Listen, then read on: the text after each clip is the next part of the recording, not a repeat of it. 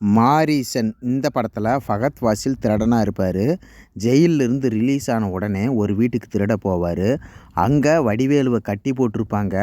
உடனே வடிவேலு, டே மகனே வாடா வந்து என்னை காப்பாற்று அப்படின்னு சொன்ன உடனே ஃபகத் ஃபாசிலுக்கு, என்னடா நாம் இவனோட பையனே கிடையாது, நம்மளை மகனேங்கிறானே அப்படின்னு ஒரு சந்தேகத்தோட, நான் உன் பையன் கிடையாது அப்படின்னு சொல்லுவான். அது வடிவேலு, சரி நீ என்னை இந்த வீட்டிலேருந்து காப்பாற்றுனீன்னா உனக்கு தேவையான பணம் தர்றேன் அப்படின்னு சொன்ன உடனே ஃபகத் ஃபாசில் வடிவேலுவை 25,000 பணம் தான், உன்னை கூட்டிகிட்டு போகிறேன் அப்படின்னு சொல்லிட்டு வடிவேலுவை அந்த வீட்டிலேருந்து கூட்டிகிட்டு போயிடுவார். ஏடிஎம்மில் பணம் எடுக்கும்போது அந்த ஏடிஎம்மில் 25 லட்சம் இருக்கும். இதை ஃபகத் ஃபாசில் பார்த்த உடனே வடிவேலு கூடயே இருந்து அந்த 25 லட்சத்தையும் எடுத்துறணும் அப்படின்னு நினைப்பார். ஃபகத் ஃபாசில் நினச்ச மாதிரியே வடிவேலுகிட்ட இருந்து அந்த 25 லட்சத்தை திருடிடுவாரா, இல்லை வடிவேலுகிட்ட ஏமாந்து போயிடுவாரா? அது மட்டும் இல்லாமல் வடிவேலும் ஃபகத் ஃபாசிலும் 2 பேரும் ட்ராவல் பண்ணிகிட்டு இருக்கும்போது இவங்க எங்கெங்கெல்லாம் போகிறாங்களோ அங்கெல்லாம் ஒவ்வொரு கொலை நடக்கும். இந்த கொலையை பண்ணினது யார், எதுக்காக கொலை பண்ணுறாங்க அப்படிங்கிறது தான் இந்த படத்தோட மீதி கதையே. வாங்க கதைக்குள்ளே போகலாம். மாரீசன் இந்த படத்தில் ஃபகத் ஃபாசில் வடிவேலு நடிச்சிருக்கிறாங்க. ஃபகத் ஃபாசில் ஒரு திருடன். வடிவேலுக்கு அடிக்கடி ஞாபக மறதி வந்துடும்.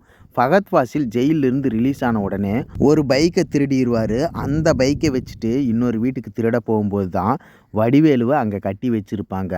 உடனே வடிவேலு ஃபகத் ஃபாசிலை பார்த்த உடனே, டே மகனே வாடா அப்படின்னு சொன்ன உடனே ஃபகத் ஃபாசிலுக்கு, நான் இவன் மகனே கிடையாது, என்னை மகன்கிறானா அப்படின்ட்டு, நான் உங்கள் மகன் கிடையாது, நான் இந்த வீட்டுக்கு திருட வந்திருக்கேன் அப்படின்னு சொல்லுவான்.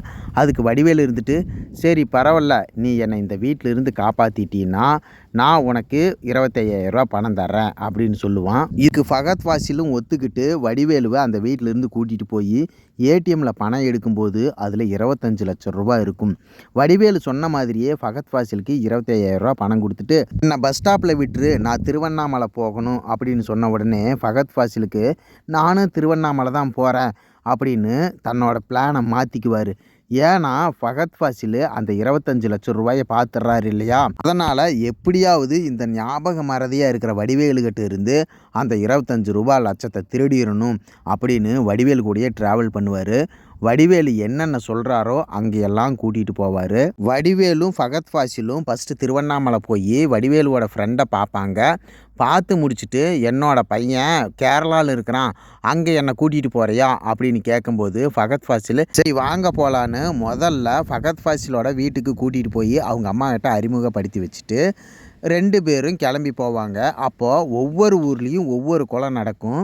இந்த கொலையை வடிவேலு தான் பண்ணியிருப்பார். ஆனால் ஃபகத் ஃபாசிலுக்கு இதை பற்றி தெரியவே தெரியாது. இன்னொரு பக்கம் இந்த கொலையை யார் பண்ணினாங்க அப்படின்னு போலீஸ் இன்வெஸ்டிகேட் பண்ணிகிட்டு இருக்கும்போது வடிவேலோட மனைவி என்ஜிஓவில் குழந்தைகள் காப்பகத்தில் இருப்பாங்க. அப்போது குழந்தைகளுக்கு என்னென்ன பிரச்சனை வருது அப்படின்னு பள்ளி மாணவிகள்கிட்ட கேட்கும்போது, ஆசிரியர்கள் எங்களை பாலியல் வன்கொடுமை பண்ணுறாங்க, செக்ஸ் டார்ச்சர் பண்ணுறாங்கன்னு நிறைய குழந்தைகள் இந்த அம்மா கிட்ட நிறைய பேர் கம்ப்ளைண்ட் பண்ணுறாங்க. இதனால் வடிவேலுக்கிட்ட அந்த அம்மா சொல்லுது, வடிவேலுவோட ஒய்ஃபுக்கு ஞாபக மறதி, அடிக்கடி மறந்து போயிடுவாங்க. ஒரு நாள் தன்னையே மறந்து வடிவேலு தான் போலீஸ்ன்னு நினச்சிக்கிட்டு, சார் பெண்களுக்கு இந்த மாதிரி நிறைய வன்கொடுமைகள் நடக்குது, அதை நீங்கள் தட்டி கேட்கணும், அவங்கள ஜெயிலில் போட்டிங்கன்னா மீண்டும் தப்பிச்சு வந்துடுவாங்க, அவங்களெல்லாம் கொலை பண்ணுங்க சார் அப்படின்னு வடிவேலுக்கிட்டேயே வடிவேலு ஒய்ஃபு சொல்ல கொஞ்ச நாள்லேயே வடிவேலோட மனைவி இறந்துடுறாங்க. இதனால் வடிவேலு அவங்க மனைவியோட ஆசையை நிறைவேற்றி வைக்கிறதுக்காக மாணவிகளை பாலியல் வன்கொடுமை பண்ணின ஆசிரியர்களை தேடி தேடி கொலை பண்ணுவார். ஒரு கட்டத்தில் ஃபகத் ஃபாசிலுக்கு வடிவேலு தான் இந்த கொலைகளை பண்ணிட்டு வர்றான் அப்படின்னு தெரிய வந்துடும். ஒரு நாள் ஃபகத் ஃபாசிலோட ஃப்ரெண்டும் மாணவிகளை பாலியல் வன்கொடுமை பண்ணியிருக்கான் அப்படின்னு தெரிஞ்ச உடனே வடிவேலு ஃபகத் ஃபாசில் ஃப்ரெண்டை கொல்ல போவான். அதை தெரிஞ்சுக்கிட்ட ஃபகத் ஃபாசிலும் வடிவேலு ஒன்றா சேர்ந்து அவனோட ஃப்ரெண்டையே கொன்னுடுவாங்க. இப்படி ஃபகத் ஃபாசிலோட நண்பனாக இருந்தாலுமே அவன் ஒரு தப்பு பண்ணிட்டான் அப்படின்ன உடனே அவனை கொல்லுவான். வடிவேலு தன்னோட மனைவியோட ஆசையை நிறைவேற்றுறதுக்காக இந்த கொலைகளை பண்ணுவான். நம்ம கொலை தான் பண்ணுறோம், ஆனால் ஒரு நல்ல விஷயத்துக்காக பண்ணுறோம் அப்படிங்கிற மன திருப்தியோடு 2 பேருமே ஜெயிலுக்கு போகிறாங்க. இப்படி மக்களுக்காக கொலை பண்ணின இந்த 2 பேர்த்தையும் மக்களே ஒரு போராளியாக பார்க்குறாங்க. இதுதாங்க இந்த படத்தோட கதை.